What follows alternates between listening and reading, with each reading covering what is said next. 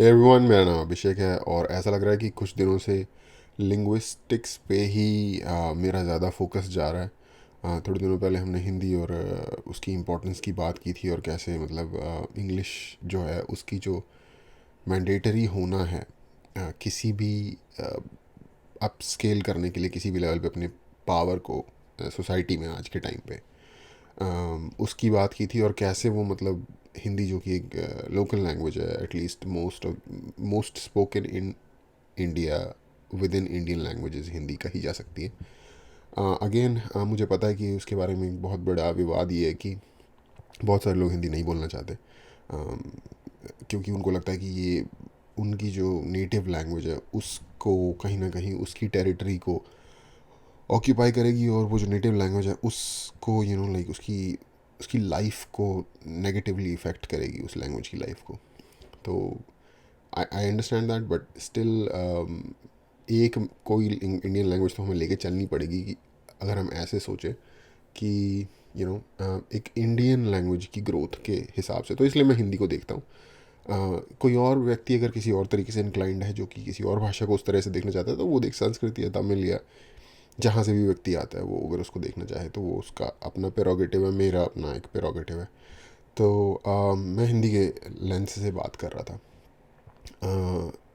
या ज़रूरी नहीं है हर किसी को हिंदी आती है, जिसको जिसकी लोकल लैंग्वेज में अगर वो कुछ प्रोड्यूस कर पा रहा है अच्छा क्रिएटिव, तो उनकी बात है। उसके बाद फिर पर्शियन की बात की हमने, और अब मुझे एक और इंटरेस्टिंग वीडियो दिखी, लैंग्वेज से रिलेटेड ही क्वेश्चन है उसमें भी किसी ने पूछा कि why in much of southern India people can speak और अंडरस्टैंड हिंदी, जिसका कि हमें एक जनरल अंडरस्टैंडिंग है कि वहाँ एक डिफरेंट एम्पायर्स थे। कभी भी जो नॉर्दर्न एम्पायर्स थे वो पूरी तरीके से सदर्न इंडिया को, जैसे काफ़ी लंबे समय तक चोला एम्पायर रहा तमिलनाडु और इवन लाइक सदर्न आंध्रा के एरिया में, और डिफरेंट एम्पायर थे। इस वजह से लैंग्वेज का इशू रहा होगा, बट हमें एक एग्जैक्टली स्पेसिफिक रीज़न नहीं पता कि क्यों वो लोग लैंग्वेज अंडरस्टैंड नहीं कर पाते। तो देख, मुझे इंटरेस्टिंग लगा क्वेश्चन, तो देखते हैं अभिजीत चाड़ा जी ने इसका कैसे जवाब दिया है। As a Southern Indian, Hindi is an absolute alien language. There is a situation for a lot of people in many Indian states. However, Sanskrit is a language that exists and is part of the language and culture in every corner of India. यही मैं कह रहा था कि कई लोगों के लिए, चाहे वो साउथ से भी हों, जो हिंदी को शायद पसंद ना करते हो, लेकिन संस्कृत के लिए उनके लिए एक एफिनिटी हो सकती है। The reason why the people of much of southern India can't understand Hindi is because Hindi is so Arabized and Urduized. The original Hindi language was Sanskritized, and that is a language that is easily understandable to many people or most people in much of southern India. The Tamil language, this beautiful ancient language, has a great deal of Sanskrit in it. Right? We know that. I've spoken about this so many times. Kannada has a great deal of Sanskrit. Telugu has a great deal of Sanskrit vocabulary. Malayalam has a great deal of Sanskrit vocabulary. Every Indian language is infused with Sanskrit vocabulary. This is undeniable. And this is not some colonial oppression or some Sanskritization. It's just what happened over thousands of years of Indian history. The harmonious intermingling of various languages. And it's the same culture and same civilization. So it's bound to happen. And the fact is that Sanskrit is not a dead language.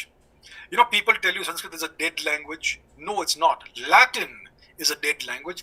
Sanskrit is a living, breathing language. Let me illustrate this. The truth is that Sanskrit is part of every Indian language, even today. It's part of the vocabulary. And when you replace mundane words with Sanskrit words, it actually elevates the language, it elevates the discourse. So let me give you an example. Let's say I say a sentence in Hindi. आज सुबह मैंने एक सफेद कुत्ता देखा. Today morning I saw a white dog. आज सुबह मैंने एक सफेद कुत्ता देखा. Now let's say I replace certain words with Sanskrit, with better Sanskrit terms. Then I can say आज प्रातः मैंने एक श्वेत श्वान देखा. So it doesn't break the language. You still understand what I'm saying. It elevates the quality of the discourse. It elevates the language. So Sanskrit is very much alive. You can do the same thing in any other Indian language. You can do it in Gujarati, in Marathi, in Kashmiri, in Assamese, in Odia. I'm sure you can do the same in Tamil as well, in other southern Indian languages. So Sanskrit is very much a living, breathing part of our vocabulary. It actually elevates and civilizes our discourse when we use better Sanskrit terms. And if you do the same thing with Latin in English or French, it's going to immediately break the language. You won't understand what you're saying. So let me illustrate that too. If I may be permitted to do that, let me go to Google Translate.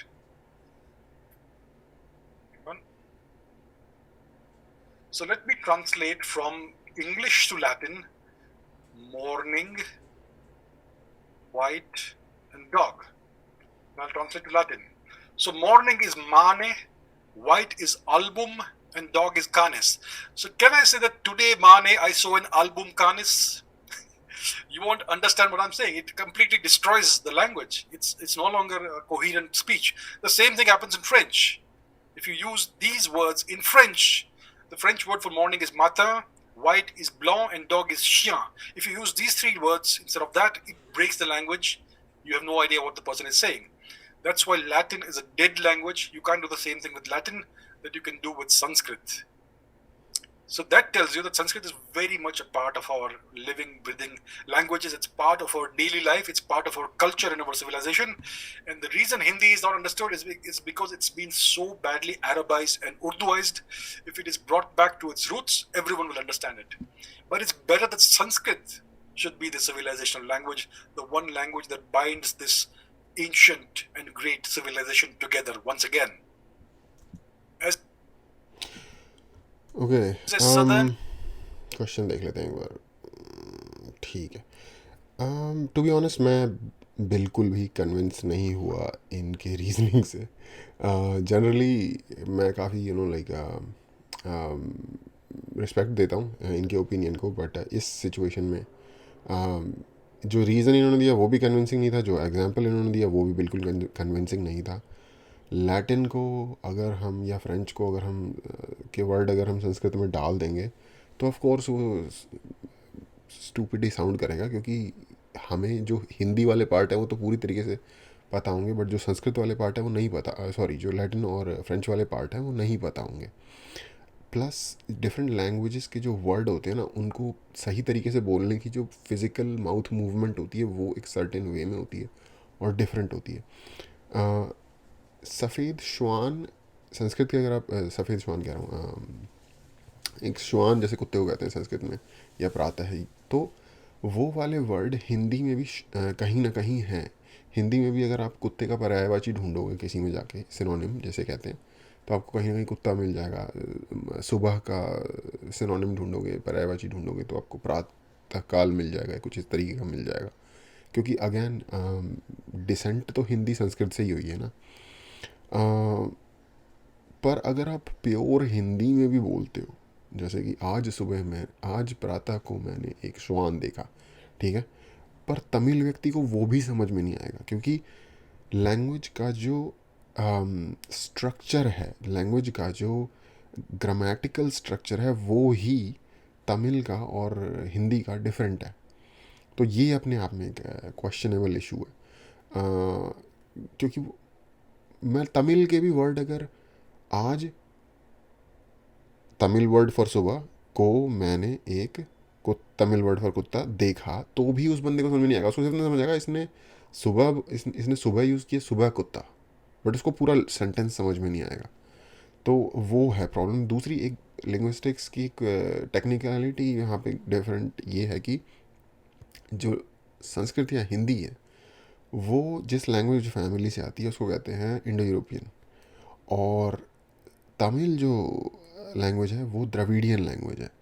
तो ये दोनों ही languages differ करती हैं, like कि किस language family को ये belong करती हैं. तो ये भी एक इम्पॉर्टेंट बात है.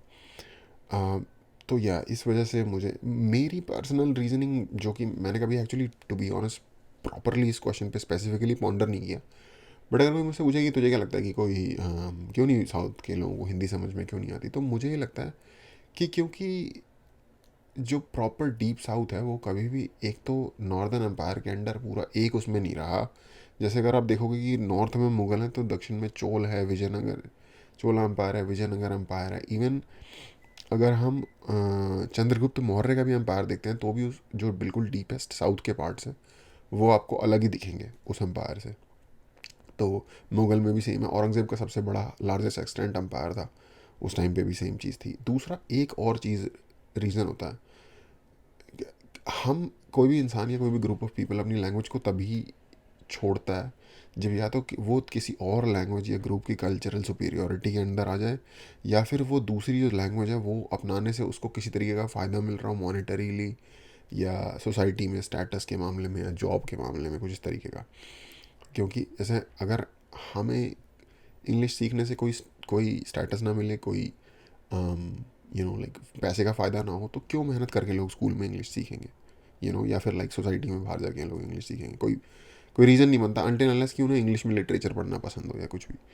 तो मुझे नहीं लगता कि साउथ के लोगों को अभी ज़रूरत पड़ी, जो डीप साउथ है प्रॉपर तमिलनाडु वगैरह जो है, मुझे नहीं लगता कि वहाँ के लोगों को अभी कल्चरल इन्फीरियोरिटी महसूस हुई या नॉर्थ की सुपीरियोरिटी महसूस हुई जिसकी वजह से वो लैंग्वेज सीखते, या कुछ ऐसी कमी लगी कि उनको पैसे का फ़ायदा होता है, कुछ भी होता, कि वो सीखते। फॉर एग्ज़ाम्पल आज के टाइम में भी अगर आप साउथ में जाओगे तो वेस्टर्न घाट में जैसे केरला वगैरह के एरिया में आपको ऐसे लोग मिल जाएंगे जो अरबिक थोड़ी बहुत बोल समझ लेते हैं, क्योंकि उनका बिजनेस है उनके साथ, उनको ज़रूरत पड़ती है उस लैंग्वेज की।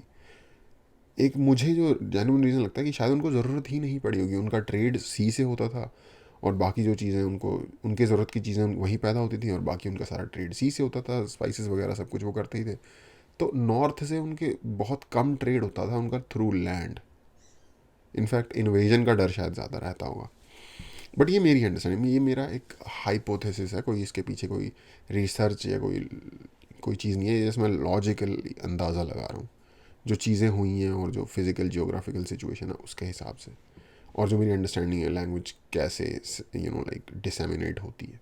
एक और रीज़न है कल्चरल अफ्लुएंस, अगर किसी लैंग्वेज की इतनी बढ़ जाए, फॉर एग्जांपल इंग्लिश की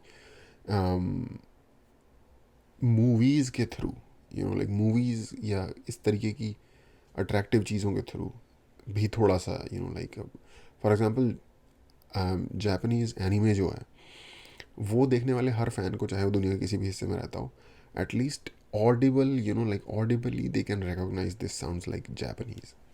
जापानीज़ को वो रिकॉग्नाइज कर लेंगे ऑडिबल फॉर्म में, ऑडियो फॉर्म में। तो एक ये भी तरीका है जिससे कि लैंग्वेज लाइक फैलती है या डिसमिनेट होती है। तो आई गेस ये मेरी अंडरस्टैंडिंग, बट इनके आंसर से मैं कन्विंस नहीं हूँ।